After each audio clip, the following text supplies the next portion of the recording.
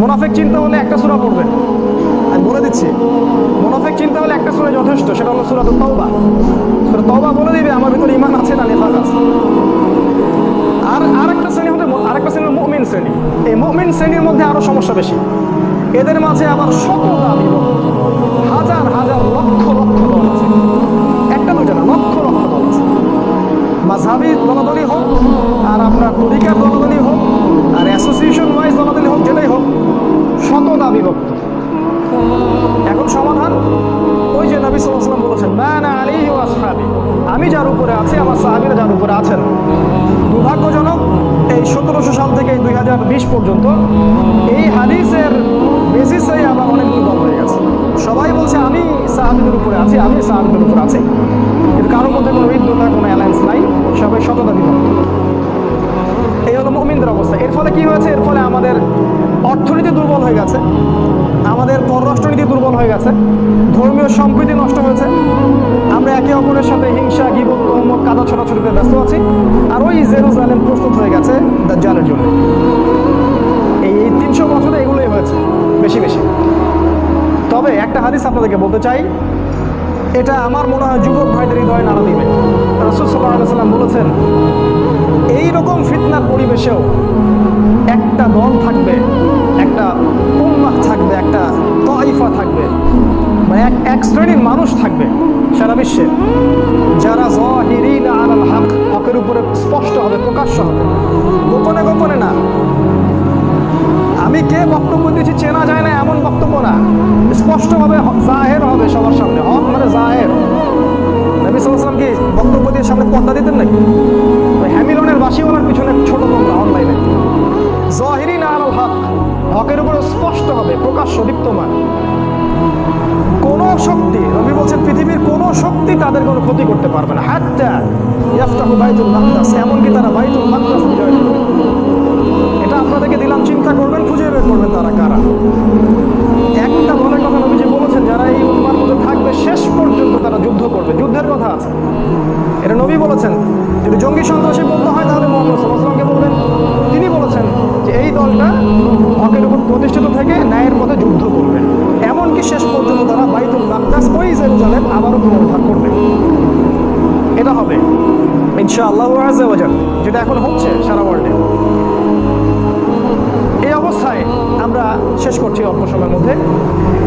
এই অবস্থায় যদি আপনি বিশ্বকে দেখেন, আমি শুধু 4টা পয়েন্ট আপনাকে শেয়ার করছি। এই 4টা পয়েন্ট থেকে আপনি বিশ্বকে দেখলে বুঝতে পারবেন যে সমাধানটা কোথায় আছে। 1 নম্বর পয়েন্ট হচ্ছে ধর্মীয় দৃষ্টিকোণ। আপনি ধর্মীয় দৃষ্টিকোণ থেকে পুরো বিশ্বটাকে দেখেন, এটা 1 নম্বর। 2 নম্বর হচ্ছে অর্থনৈতিক দৃষ্টিকোণ, ইকোনমিক দৃষ্টিকোণ থেকে বিশ্বটাকে দেখেন কি অবস্থা। 3 নম্বর আপনার সামাজিক দৃষ্টিকোণ থেকে দেখেন। 4 নম্বর পলিটিক্যাল দৃষ্টিভঙ্গি থেকে দেখেন। এই 4টা সেক্টর বলে দিলাম, এর বাইরে একটা আছে, সেটা আমি আজকে খুব পাবলিকলি বলছি না। এই 4টা সেক্টর থেকে আপনি বিশ্বটাকে দেখলে বুঝতে পারবেন আসলেই বিশ্বের কি অবস্থা। আমি কিছু ক্যালকুলেশন আপনাকে করে দিলাম খুববার মধ্যে।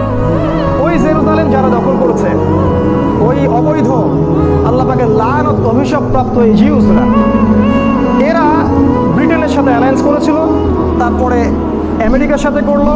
এখন তাদের বড় অ্যালায়েন্স আছে, ব্রিটেন, আমেরিকা, ফ্রান্স, জার্মানি, এইদিকে অস্ট্রিয়া, হাঙ্গেরি, এই পাশের আমেরিকা, ওইদিকে অস্ট্রেলিয়া, এইদিকে ইন্ডিয়া, পুরো বিশ্বের বড় বড় পরাশক্তিগুলো করে হাত করে নিয়েছে। আর মুসলিম দিকে তাকালে আমি বললাম শততা বিভক্ত, আমাদের শক্তি নাই, শক্তি নাই। তবে একটা কথা মনে রাখবেন, ওই একটা হাদিস বলেছি বিজয়ী হবে একটা দল, আরেকটা আয়াত মনে রাখবেন। আল্লাহ পাক বলেছেন, কাম মিন ফিআতিন কালিলা গালাবাত ফিআতান কাসীরাতান বিইذنিল্লাহ। আল্লাহ পাক বলেছেন কতই না ক্ষুদ্র দল ছিল এই পৃথিবীতে, কতই না ক্ষুদ্র দল ছিল যারা বড় বড় দলের উপর বিজয়ী হয়েছিল বিইذনিল্লাহ, আল্লাহ পাকের রিজক, আল্লাহ পাকের সাহায্য। এটাই সেই দল যারা বিজয়ী হবে ইনশাআল্লাহ। এখন বিশ্বকে আপনি 4টা দৃষ্টিভঙ্গি থেকে দেখেন। এই আপনি ধর্মীয় দৃষ্টিভঙ্গি থেকে তাকান, দেখবেন আমি যেটা বললাম, ধার্মিকদের মধ্যে এখন পরিপূর্ণ ধর্ম পাবেন না, ধর্মের অংশ পাবেন। হয়তো কেউ নামাজি পাক্কা, অর্থনৈতিক জীবনে পাক্কা সুদখোর, কেউ হজ উমরা করে হাজী সাহেব, আল্লাহ বিরোধী আইন বাস্তবায়ন করছে। কাউকে দেখবেন যে মাশাআল্লাহ তসবিহ দানা নিয়ে ওই কোনায় বসে আছে, বোনকে সম্পত্তি দেয় না, সামাজিক মূল্যবোধ ভালো না, চরিত্র ভালো না। এমনকি দুঃখজনক, মানে দুর্ভাগ্যজনক যে আল্লাহ পাক যে কী আযাব দিচ্ছেন আমাদেরকে আল্লাহ ভালো জানেন। এখানেও হয়তো বা ইহুদি খ্রিস্টানের কোনো চক্রান্ত থাকতে পারে, তবে আমার মনে হয় না যেখানে আমাদের দোষ কম আছে। আমরা মাদ্রাসাগুলোর দিকে তাকাচ্ছি, এখন কিছু কিছু মাদ্রাসায় দেখছি এমন কিছু ঘটনা ঘটছে যেটা ভাষায় প্রকাশ করার মতো। ধার্মিকদের যে নৈতিক অবক্ষয়, এটা যে কোন জায়গায় চলে গেছে, মানে ধর্মটাকে আমরা আসলে সেইভাবে পালন করতে পারছি না। ধর্মের স্টেজ হচ্ছে প্রথমে সে মুসলিম হবে, আত্মসমর্পণ করলো, তারপরে হবে মুমিন, পরিপূর্ণ খাঁটি বিশ্বাসী, কথায় কাজে আমলে বাস্তবায়ন করবে। 3 নাম্বার, এরপর উঁচু লেভেল মুত্তাকি, এরপর সে তাকওয়া অবলম্বন করবে, আর উঁচু লেভেল। তারপর হবে মুহসিন, ইহসান, এমনভাবে আল্লাহর ইবাদত করবে যেন আল্লাহকে দেখতে পাচ্ছে। এই এই জিনিসগুলো আমরা পার করতে পারছি না। মুসলিম, মুমিন, মুত্তাকি, মুহসিন, এই লেভেলগুলো পার করতে পারছি না। ধার্মিক জীবনে দেখেন আমাদের মধ্যে ধর্মীয় ত্রুটি হচ্ছে। যারা ধর্ম পালন করছি সিরিয়াসলি করছি না, গা ছাড়াভাবে করছি, মনে করছি এতটুকু করলেই হয়ে যাবে। কেন জানি একটা অলসতা কাজ করে ভিতরে, আর স্বপ্নগুলো আমাদের খুব ছোট হয়ে গেছে। আমরা অল্পতে সন্তুষ্ট হয়ে যাচ্ছি, এতটুকু হলেই চলবে, আমাদের উঁচু কোনো ভিশন নাই। এটা গেল আম জনতার কথা। আলেমন আমাদের দিকে তাকান, শততা বিভক্ত। এখন কথাবার্তা, ল্যাঙ্গুয়েজ শুনলে মনে হয় না আদৌ সে আলেম কিনা, বিহেভিয়ার দেখলে মনে হয় না আদৌ সে আলেম কিনা। আপনি যদি দেখেন অসংখ্য ইমাম আছে ওর ছেলে নামাজ পড়ে না, ও বউ পর্দা করে না। অসংখ্য বক্তা আছে যে আপনি দেখবেন মাদকদ্রব্য খাচ্ছে। ইভেন অনেকে দেখবেন যে পরকীয়া লিপ্ত হয়ে গেছে, জিনা করতেছে।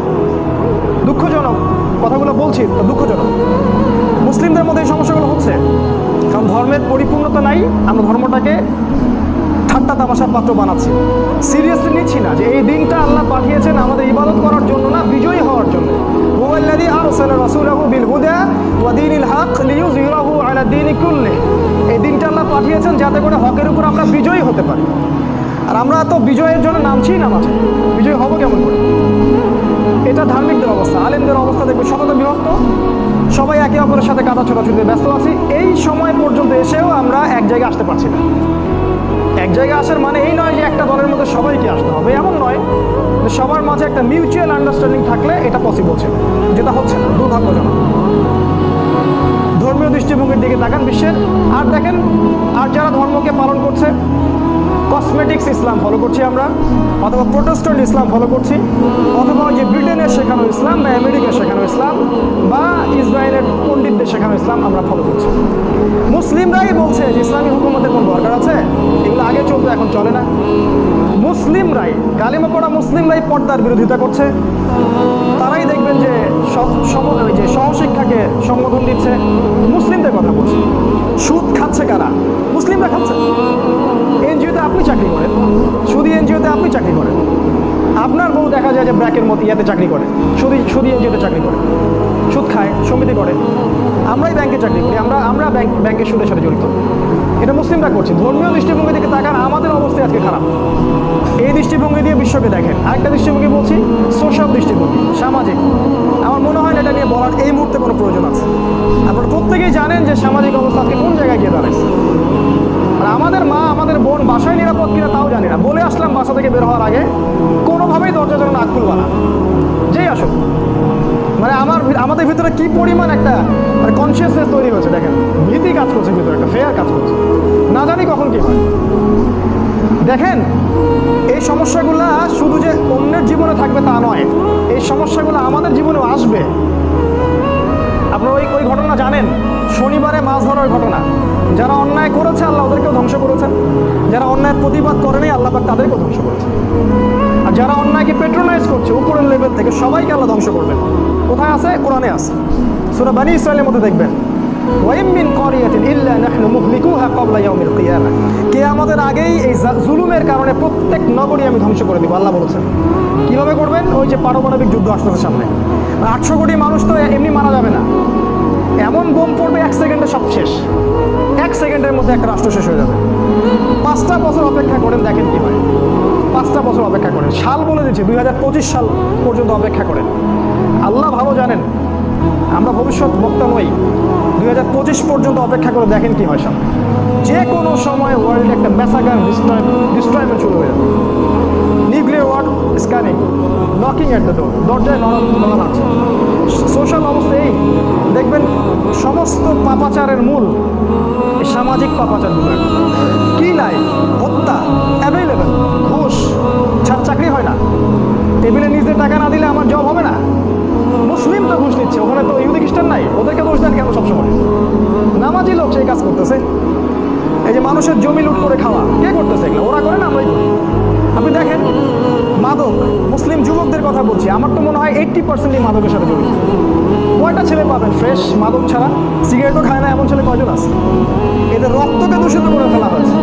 এগুলা এমনি এমনি করা হয়নি, কারণ দাজ্জাল জানে যে তার এই এজেন্ডার সবচেয়ে বড় বাধা হচ্ছে যুব সমাজ। এই জন্য যুব সমাজের আত্মাটাকে সে ধ্বংস করে দিয়েছে। কিভাবে? এই মাদক দিয়ে আর পর্নোগ্রাফি দিয়ে, দুইটা মেইন অস্ত্র।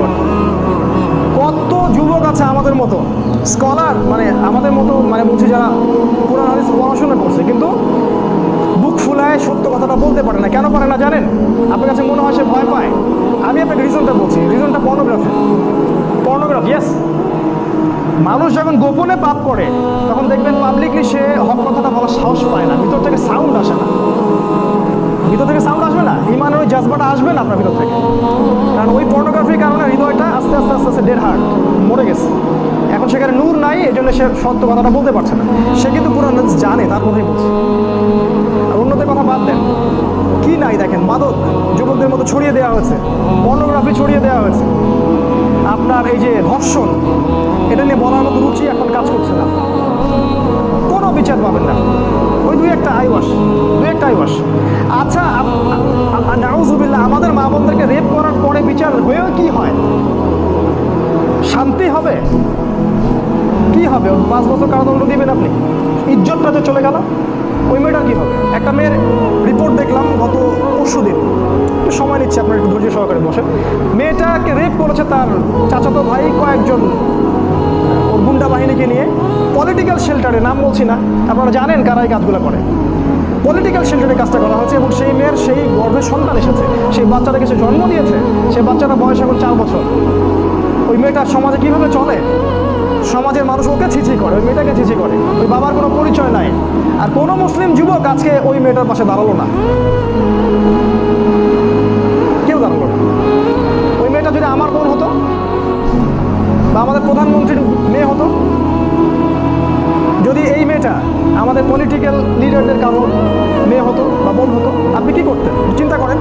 এই কথাটা এই জন্য বললাম, নবী সাল্লাল্লাহু আলাইহি ওয়াসাল্লাম জিনা এবং ধর্ষণ ঠেকানোর জন্য একটা ফিলোসফি দিয়েছেন, যে নিজের করে চিন্তা করা। দেখবেন, আমি দলিল দিচ্ছি, একটা ছেলে এসেছিল না, এসে বলেছিল যে আমি জিনা করতে চাই ইয়া রাসূলুল্লাহ, আমি ইসলামের সব মানতে রাজি আছি, বাট আমাকে জিনার অনুমতি দেন। নবীজি কি বলেছেন? তার উপর রাগ হন নাই। নবীজি বলেছেন, তোমার মায়ের সাথে কেউ জিনা করলে তুমি কি তা পছন্দ করবে? কি নেতা, কি রকম ইন্টেলেকচুয়াল নেতা দেখেন।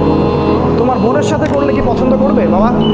তোমার ফুফুর সাথে, তোমার খালার সাথে, তোমার মেয়ের সাথে। ছেলেটার ভিতরটা কিন্তু একদম মানে আবেগে সে আর আপ্লুত হয়ে থাকতে পারবো না, ঝরঝর করে কাঁদতে থাকবে, আসলে আমি তো এটা কখনো পছন্দ করবো। তখন তিনি বললেন, যার সাথে তুমি এটা করতে চাচ্ছ অবৈধ কাজ, সেও কারো না কারো বোন, কারো না কারো মা, কারো না কারো ফুফু, কারো না কারো খালা। হাদিসটা দেখেন, বুখারীতে আছে। নিজের করে চিন্তা করবেন না, আইন বাস্তবায়নও করতে পারবেন না। যখন মনে করবেন এই দেশের প্রত্যেকটা ধর্ষিতা বোন আমার মা, আমার স্ত্রী, আমার দেশ আজকে ধর্ষিত, তখন আপনি আইন পাশ করতে পারবেন। আর পাশ করলেই হয় না, এটার সঠিক বাস্তবায়ন থাকতে হয়। একটা কথা আছে না, স্বাধীনতা অর্জন হচ্ছে রক্ষা করা কঠিন। আইন পাশ করলেই সব হয় না, এটাকে বাস্তবায়ন করার মতো সেই ঈমান তাকওয়াবান জনসমষ্টি গড়ে তুলতে হবে। আরেকটা বিষয় হলো যে জনগণ যখন খারাপ হয় তখন শাসকদেরও করার কিছু থাকে না। সমস্যাটা শুধু শাসক বর্গের মধ্যে নেই, এটা আমাদের সমস্যা। আমাদের নবীজি যখন হুদুদ কিসাসগুলো কায়েম করেছেন, তার আগে সাহাবীদেরকে তৈরি করেছিলেন, এমনভাবে তৈরি করেছেন, একটা সাহাবী যদি জিনা করেন, এসে নবীজির কাছে বলেছেন, ইয়া রাসূলুল্লাহ, আমি জিনা করেছি, আমাকে পবিত্র করেন। একটা ছেলে কি আমাদের এখানে এই কথাটা বলতে পারবে? কারণ এই তাকওয়া আমরা তাকে ট্রেন্ড আপ করিনি। আপনি ইসলাম তুলে দিয়েছেন শিক্ষা ব্যবস্থা থেকে, রাষ্ট্র থেকে, সংবিধান থেকে, আপনার এডুকেশন সিস্টেম থেকে, ইকোনমিক সিস্টেম থেকে। আপনি কেমন করে আশা করছেন যে একটা পুণ্যবান, একটা আলোকিত প্রজন্ম গড়ে উঠবে? এরা তো পর্নোগ্রাফিতে থাকবেই, মাদক খাবেই, ধর্ষণ করবেই, রেপ করবেই। কোনো আধ্যাত্মিকত্ব নাই, কোনো আইনের শাসনও নাই, ইসলামী হুকুমতগুলো নাই। দ্যাট ইজ ওয়াই প্রবলেমগুলো হচ্ছে। আর এগুলো আস্তে আস্তে আরও বাড়তে থাকবে, কারণ নবীজি বলেছেন সামনে মানুষ গবাদি পশুর সাথে জেনা করবে। আমি যে মিম্বরে দাঁড়িয়ে কথাটা বললাম, কথাটা মনে রাখেন, সামনে মানুষ গবাদি পশুর সাথে জেনা করবে, এটা হাদিসে আছে। এত বেশি বাড়তে থাকবে এই সমস্যাগুলা, হাত্তা, যতক্ষণ পর্যন্ত না আবার ইসলামের খেলাফা বাস্তবায়ন হয়, তার আগ পর্যন্ত। এবং কিছু হাদিস আছে, আমি সনদগত দিক থেকে দুর্বল জন্য সবসময় বলি না, এমনভাবে এসেছে হাদিসগুলো যে এমন ইনসাফ, এমন ন্যায় কায়েম হবে সেই খেলাফতে যে অন্যায় করার সাথে সাথেই দেনান দেন কোর্ট বসায় তার বিচার করে ফেলা হবে। এরকম একটা সময় আসতে যাচ্ছে সামনে, শুধু অপেক্ষা করতে থাকেন, কিচ্ছু করতে পারবে না তারা। এটা আসতে যাচ্ছে সামনে, কেউ ঠেকাতে পারবে না। আপনি সামাজিক দৃষ্টিভঙ্গি দিকে তাকান, খালি হত্যা, খুন, ধর্ষণ, ফাসাদ এগুলো দেখতে পারবেন। কারণ ওই যে আমি প্রথমে বলেছি, ইন্না দীন ইনদাল্লাহিল ইসলাম, এই আয়াত থেকে আমরা শুনে এসেছি। উদখুলু ফিস সিলমি কাফা, ইসলামে পরিপূর্ণভাবে প্রবেশ করি নাই। ইসলাম ছাড়া অন্য দিন তালাশ করছি, অন্য রিলিজন তালাশ করছি, অন্য জায়গায় আদর্শ তালাশ করছি। আল্লাহ পাক এগুলোর ফল আমাদেরকে ভোগ করাচ্ছে। আর দুইটা পয়েন্ট বলে শেষ করছি। একটা হচ্ছে আপনাকে অর্থনৈতিক দৃষ্টিভঙ্গি দিয়ে বিশ্বকে দেখতে হবে। সারা বিশ্ব থেকে তাকায় দেখেন, ইকোনমিক স্লেভারি চাপিয়ে দেওয়া হচ্ছে, অর্থনৈতিক দাসত্ব। এর মূল বিষয়টা হচ্ছে সুদ। আমি বহুদিন বলেছি, এটা মায়ের সাথে জেনা করা, এটা 36টা মেয়েকে রেপ করা। সুদ মানে আল্লাহ এবং তার রাসূলের সাথে যুদ্ধ ঘোষণা করা। কথাগুলো আমাদের হার্ট, ইন্টারনাল হার্টের মধ্যে আঘাত আর করে না, কারণ আমাদের হার্টগুলো মারা গেছে, আমাদের নফসগুলো মারা গেছে। ইন্না লিল্লাহি ওয়া ইন্না ইলাইহি রাজিউন। রিবা সারা বিশ্বকে শোষণ করছে রিবা। এর ফলে যেটা হবে, বিশ্বের একটা বড় অংশ আস্তে আস্তে আস্তে আস্তে দাস হয়ে যাবে। কয়দিন পর দাস প্রথা আবারও আসতে আসতে সামনে, এবং আপনি এবার হবেন ইকোনমিক স্লেভ, অর্থনৈতিক দাস।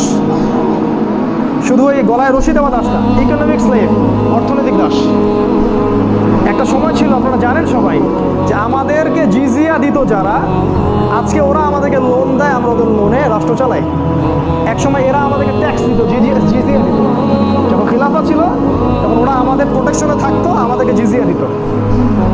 আমরা ইকোনমিক সেকশন, পলিটিক্যাল সেকশন, প্রতিটা সেকশন রুল করতাম, ওরা আমাদের কাছে অধীনে থাকতো, তারা আমাদের সাথে মিউচুয়াল আন্ডারস্ট্যান্ডিং করতো, জিজিয়া দিত, আমরা ওদেরকে প্রোটেক্ট করতাম। আজকে এরা আমাদেরকে লোন দেয়, সুদ দেয়, ব্যাংকিং সিস্টেম দেয়, পেপার মানি আপনাদেরকে ধরিয়ে দিয়েছে, কাগজের টাকা, যার ইন্ট্রেন্সিক কোনো ভ্যালু নাই, একটা কাগজের পিস মাত্র, আর কিছু না।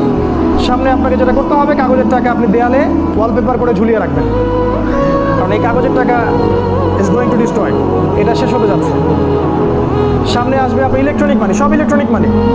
আপনি খালি পাঠাবেন, টাকা ধরতেও পারবেন না, পকেটেও রাখতে পারবেন না, দেখতেও পারবেন না। কখনো প্রশ্ন করে না কোনো আলেম বা আমাদের যারা শায়েখুল হাদিসরা আছেন, ওলামায়ে কেরাম, মুফতিরা আছেন, ইজ দিস হালাল আর হারাম?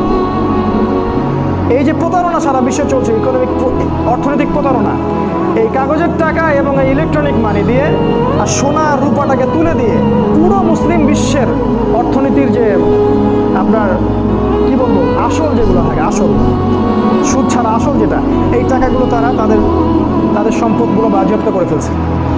এই কাজটা করতো পৃথিবীতে একটা সম্প্রদায়, যাদেরকে আল্লাহ পাক ভূমিকম্প দিয়ে ধ্বংস করেছিলেন, শুআইব আলাইহিস সালামের কওম। এদেরকেও আল্লাহ ভূমিকম্প দিয়ে ধ্বংস করবেন ইনশাআল্লাহ, কারণ আল্লাহ পাক বলেছেন সামনে 3টা ভূমিকম্প আসতে যাচ্ছে, একটা আরবে, একটা পূর্বে, একটা পশ্চিমা বিশ্ব ধ্বংস হয়ে যাবে, ডিস্ট্রয়। সময়ের ব্যাপার মাত্র। ইকোনমিক দৃষ্টিভঙ্গি দিয়ে তাকান, দেখবেন রিবা, ঘুষ, এই বোগাস পেপার মানি, হারাম ইলেকট্রনিক মানি, এবং দেখবেন ইকোনমিক স্যাংশন, অর্থনৈতিক স্যাংশন চাপিয়ে দিবেন। আপনি কোরআন সুন্নাহ হকের উপর থাকতে চাইবেন, ইভেন এখন যদি আপনারা সবাই রাষ্ট্র ক্ষমতা চলে যান এবং ইসলাম কায়েম করতে চান, আপনার ইকোনমিক স্যাংশন তারা ধস নামিয়ে দেবে, টাকার মান কমিয়ে দিবে, আপনার সম্পদ তারা বাজেয়াপ্ত করে নেবে, সব কিছু ওদের হাতে। ওদের হাতে ন্যাটো, ওদের হাতে ইউনাইটেড নেশনস, ওদের হাতে জাতিসংঘ, ওদের হাতে IMF, every single sector, CIA, BBC, CNN, media, প্রযুক্তি, অস্ত্র, সব ওদের হাতে। এই অবস্থা সৃষ্টির জন্য কে দায়ী? আপনি, আমি সহ প্রত্যেক মুসলিম দায়ী, প্রত্যেকটা ইন্ডিভিজুয়ালের জন্য দায়ী। আমি দায়ী, আপনি দায়ী, আমরা প্রত্যেক প্রোটেস্ট্যান্ট এই কসমেটিক্স ইসলাম যারা ফলো করি, আমরা প্রত্যেকেই দায়ী, এবং প্রত্যেককে হিসাব দিতে হবে, আমাকে সহ। উম্মার এই অবস্থা হলো কেন, আল্লাহ পাক জিজ্ঞাসা করবেন, এবং হাউজে কাউসার নবী সাল্লাল্লাহু আলাইহি ওয়াসাল্লাম আটকে দিবেন আমাদেরকে। তোমাদের হাতে আমানত দিয়ে এসেছিলাম, কি করলাম? একটা মানুষের বাবাকে যদি কেউ গালি দেয়, তার একদম ভিতরে গা জ্বলে যায়, রক্ত গরম হয়ে যায়। দিব্যি ইসলামকে ছোট করা হচ্ছে, ইসলামকে ডমিনেট করা হচ্ছে, ইসলামকে একদম মানে কি বলবো, মানে পায়ের তলে ফেলে পিষ্ট করা হচ্ছে, কারো কোনো রকম চেতনা জাগ্রত হয় না। সবাই আমরা দুনিয়া নিয়ে ব্যস্ত আছি, আমাদের খাওয়া, আমাদের ভোগবিলাস, আমাদের এই ফেরকাবাজি, আমাদের এগুলো নিয়ে ব্যস্ত আছি। আলু রুটি খাও, সেমাই খাও, আর ঘরে যায় ঘুমা। আল্লাহ পাক আমাদেরকে বোঝার তৌফিক দান করুন। লাস্ট পয়েন্ট হচ্ছে পলিটিক্যাল দৃষ্টিভঙ্গি দিয়ে বিশ্বকে দেখেন, দেখবেন সারা বিশ্ব থেকে খেলাফা উঠে গেছে, ইসলামী আইন উঠে গেছে, ইসলামী আইন এখন জাদুঘরে, কোরআনিক যে পররাষ্ট্রনীতি সেটাও জাদুঘরে। এর ফলে যেটা হয়েছে, প্রত্যেকটা মুসলিম কান্ট্রি আজকে দাস, এক কথা স্লেভ, এবং তাদের মধ্যে সেকুলারিজম ছড়িয়ে দেওয়া হয়েছে, কমিউনিজম ছড়িয়ে দেওয়া হয়েছে, ডেমোক্রেসি ছড়িয়ে দেওয়া হয়েছে। এখন এইটার প্রায় 300 বছর হয়ে যাচ্ছে। এই 300 বছরে আমাদের এই অধঃপতনের এই জায়গায় চলে আসছি। এখন এই জায়গা থেকে উত্তরণ পাবে কি আদৌ কেউ? প্রশ্ন এটা, আদৌ কি আমাদের উত্তরণ সম্ভব, বা কেউ কি সফল হবে? একটা হাদিস বলে শেষ করে দিচ্ছি। আমি হাদিসটা আগেও একবার বলেছি, আবার বলছি। নবী সাল্লাল্লাহু আলাইহি ওয়াসাল্লাম বলেছেন, এরকম বৈশ্বিক অবস্থাতেও মুসলিমদের মধ্যে কিছু মুসলিম থাকবে যারা সব সময় আল্লাহর পথের জিহাদের রশি ধরে থাকবে। আবার এটাকে অন্যভাবে নেবেন না যে সন্ত্রাস ছড়াচ্ছে, জঙ্গিবাদ ছড়াচ্ছে। জিহাদ মানে আপনাকে কখনো আমি বলিনি যে বোম মারেন। আল্লাহ পাকের দিন প্রতিষ্ঠার জন্য, আল্লাহ পাকের দিন স্ট্যাবলিশমেন্টের জন্য আমার জান, আমার মাল, আমার সময়, আমার কথা, আমার কলম, এভরি সিঙ্গেল সেক্টর জিহাদ হতো। এটা একটা ইবাদত, এটা সন্ত্রাস নয়। তোমরা যারা মিডিয়ার মাধ্যমে এটাকে সন্ত্রাসে পরিণত করেছো, কিয়ামতের জন্য অপেক্ষা করো, খালি মরা পর্যন্ত অপেক্ষা করো। কবরে তোমাদের 12টা বাজানো হবে ইনশাআল্লাহ। মিডিয়া ওদের হাতে যা ইচ্ছে তাই ইসলামের নামে। ওই দেখলেন না সালাম দেওয়া শেখাচ্ছে আপনাদেরকে? সালাম দেওয়া তাহলে আপনারা এতদিন শেখেন নাই, তাই না? এবার শিখলেন কেমন করে সালাম দিতে হবে।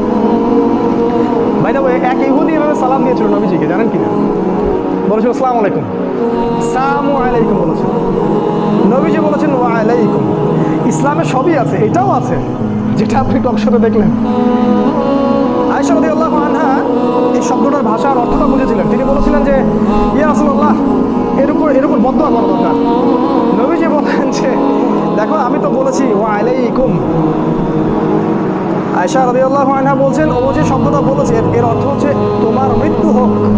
সালামু আলাইকুম মানে তোমার মৃত্যু হোক, তুমি মারা যাও, বদদোয়া। আর নবীজি বলেছেন, আমাদের সবচেয়ে জেন্টলম্যান নবীজি, হ্যান্ডসাম, ম্যাচিউরড নবী, তিনি বলেছেন ওয়া আলাইকুম, তোমার উপরেও হোক। এরকম করে কেউ সালাম দিলে আপনারা এটা বলবেন ওয়া আলাইকুম, বদদোয়াটা ওর উপরে চলে যাবে ইনশাআল্লাহ। তো এগুলো হচ্ছে অবস্থা। এখন এই অবস্থায় আমাদের যেটা নবী সাল্লাল্লাহু আলাইহি ওয়াসাল্লাম যে বলেছেন যে যারা সফল হবে তাদের কথা বলছি, যারা দুটো কাজ করছে।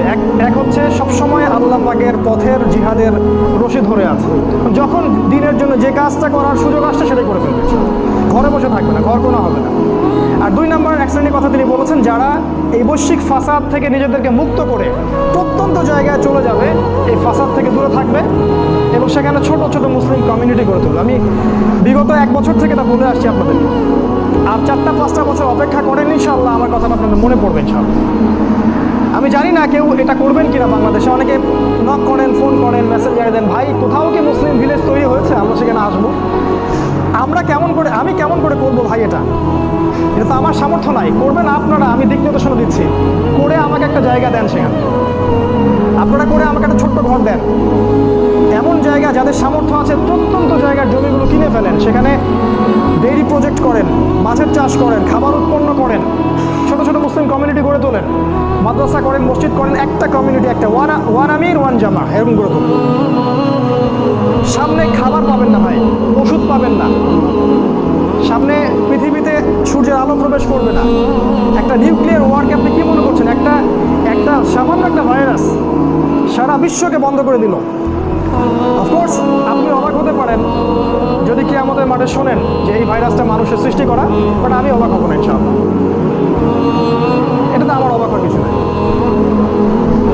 প্রত্যন্ত জায়গায় চলে যাওয়া একটা সমাধান বলছেন নবীজি, কারণ তিনি বলেছেন মুমিনরা সকালে মুমিন থাকবে, বিকালে কাফের হয়ে যাবে, বিকালে কাফের থাকবে, সকালে মুমিন হবে। তিনি আরও বলেছেন যে এই সময়গুলোতে সফল হবে আসহাবুল কাহফের মতো যারা থাকতে পারবে, যারা আল্লাহর পথে জিহাদের রশি ধরে থাকবে, যারা আল্লাহ পাকের পথে জান, মাল, সময়, শ্রম, ব্যয় অব্যাহত রাখবে, যারা ইউনাইটেড থাকবে, কমিউনিটি গড়ে তুলবে, এবং যারা এই যুগেও সুন্নাহর উপর আঁকড়ে থাকবে। নবীজি বলেছেন তোমাদের মতো 50 জন শহীদ সাহাবীর নেকি তারা পাবে ইনশাআল্লাহ।